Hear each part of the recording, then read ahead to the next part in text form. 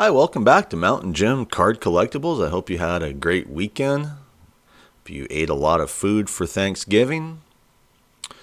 So, I have been talking about kind of the downfall of sports cards and, why TCG is booming, ever since 93, 94 when Magic hit the market. But I have a sense that a lot of sports card collectors feel like they have been benched. And if you ever played sports before, I don't know if you've ever had a kind of a rough season where you just sit on the bench. It happens. And, if you feel this way, I can relate to you because a lot of us feel the same way.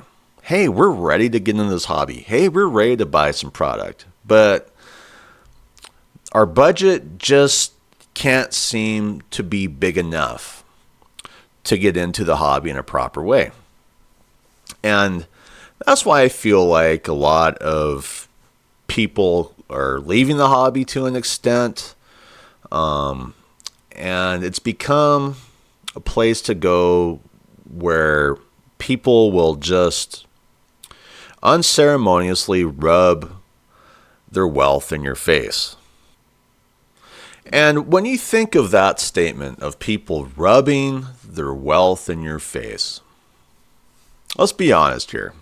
Who comes to mind? Jeff Wilson, sports card investor. He's a rich guy in a country that has a lot of people who are struggling. Let's be honest. And so I ran across this video. And what do I see? Well, I see a fairly good-looking woman sitting in her vehicle, opening up a box of Topps Mercury Victor Wembanyama and showing off a awesome pull. Now, when you look at this woman, do you believe that she's been in the hobby, say, as long as I have, since, she was more or less 10 years old? I doubt it. I'm just saying. I mean, maybe she was collecting women's sports cards, or maybe she was collecting men's sports cards, but she'd be one of the very first women I've known who are collecting men's sports cards at the age of 10 here, And so it feels like kind of like a bad actor situation here. They may as well get some just beautiful, gorgeous models who've never opened sports cards before. And hey, they're opening sports cards and they're getting the best of the best, huh? But that's the look of sports cards. So let's get into some of the replies for this post, we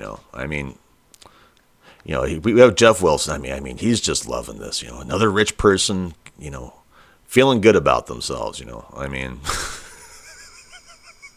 Is there any other way of looking at it? Weren't there like 100 one-of-ones in this product? Yes, there was. It's a product dedicated to one-of-ones. That's another reason why I keep saying the sports card business model needs to change, because shilling out one-of-ones is only going to last for so long before the burnout is just everywhere, I don't know what the sports card world needs to do to change that, but I mean, are we going to go through infinity with one-of-one sports cards? $2 million? I don't know. Unlicensed, yeah, that's just it about that product is, a lot of the Topps unlicensed products kind of stink to an extent. Yeah, there's some good products, but some of them are just rotten. Come on, Jeff. Collecting has become this. This is why the card industry is a big joke. $10,000 a box. The base cards are way too expensive, let alone this. Who can afford to go out on a Saturday afternoon and spend $500 on a box, let alone $10,000? Pretentious BS. Well, and that's just it. Is a lot of collectors would like to be able to go out on a Saturday afternoon, maybe when they have the day off, buy themselves a hobby box, enjoy themselves, and not feel like they're ruined. You know what I mean? Because these prices from Topps are just atrocious anymore. industry plant. No one opens a $10,000 box in their cart. And it kind of does feel like an industry plant, to be honest. Like a bad actor situation here. When you have people opening up boxes in their cars, like they're working people. Let's face it. I'm not getting a good sense from posts like this, and to me, benching big fans or big collectors in favor of, this corporate show that it just feels like we keep getting from Topps and Fanatics just makes me want to throw up, The TCG world isn't perfect either. It's far from perfect. I've heard so many, angered voices going on about scalpers in the TCG market, ruining it for everybody else, ruining it for people's kids. Well, let's face it. I mean, everybody seems to be ruining card collecting in some shape or form. Whether it's PSA and all their big prices, and you have all the grading companies playing their games. You have the wealthy people always throwing the best of the best in our faces, like they're better than us. And that's another issue with sports cards is it's the insensitivity for the collector that just really reeks in the current age of sports cards, doesn't it? I mean, it's like, oh, you can't afford it, too bad. I'm rich, you're poor, get over it. Well, that's when people start to decide to pull the plug on it, and so much of that is being thrown in our faces in today's sports card market. I mean, if it isn't Jeff Wilson throwing it in your face, it's going to be Michael Rubin throwing it in your face that, you're just not good enough for sports cards. You're good enough for their low-end common cards, paper cards, Yeah, run out and get your Cooper Flag, paper base card. Feel good about yourself. But, at the end of the day, we all know that's overprinted. Most people will just forget about the Cooper Flag base rookie cards, Series 1. But hey, that's what the sports card world is it caters to people's budgets now, doesn't it? I mean, it caters to rich people. It caters to middle class. It caters to poor people. Hey, aren't we lucky if you're poor? We get the worst of the worst, to the point to where why even bother buying it, And I think that's been my message overall through my show is, can the industry make something good for, the bulk of fans, the bulk of collectors to get into it? And it just feels like, no, it really can't do that anymore these days, But if you're really into collecting, you're out there, scratching around, trying to find something that's affordable. You rip it open. You don't really get anything that you want or hoped for. And then you can always go to Instagram and watch Fanatics Live, and they're doing all their hooping and hollering, all the time for all the big hits that they hit, That's the nature of sports cards. It's a trickle-down economy for sports cards. It goes from the corporation to the breaking companies, and from the breaking companies, the stuff just trickles down. And that's the way that the wealthy people like it.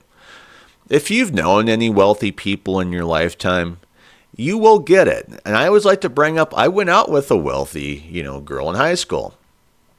We broke up for a reason. She didn't like the fact that I came from a lower class. She wanted someone that came from her wealthy class. Because if you're someone that has to work for a living, you struggle, you get by, it tends to irritate wealthy people. I've noticed that in my lifetime. It's not just been her, it's been other people I've known too. They don't get it. They don't understand it. They don't understand why you want equal rights, especially when it comes to sports cards. Well, when your life really sucks and, the government makes it suck and, they don't want to, pay people what they should, we still have a $7.25 federal minimum wage. Yeah, you want equality somewhere, someplace, sometimes, And if you step up to collecting sports cards, you're not getting that. You are getting low quality, low budget product if you're someone who doesn't own a breaking company or you're not a wealthy individual. You're struggling to even pay for the low budget products because they keep raising the prices, because it's all about, corporate wealth these days.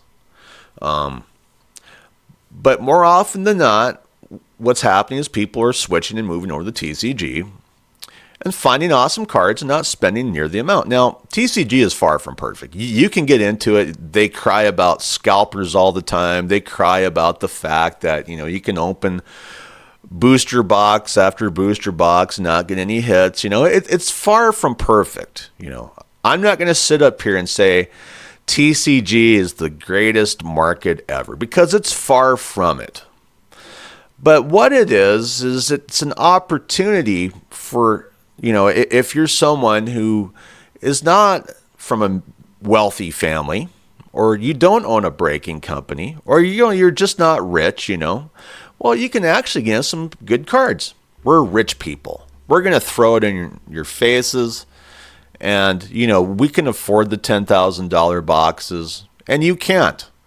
And that is one of the reasons why sports cards are going away to an extent. And then you always have the breaking companies, always destroying the market for the most part with their greed and, selfish attitudes. And then you have the corporations catering to those greedy breaking companies.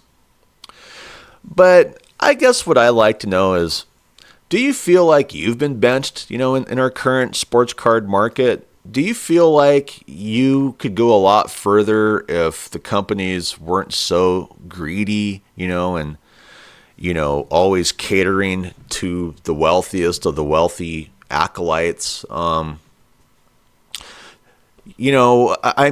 have been in this hobby for a long time,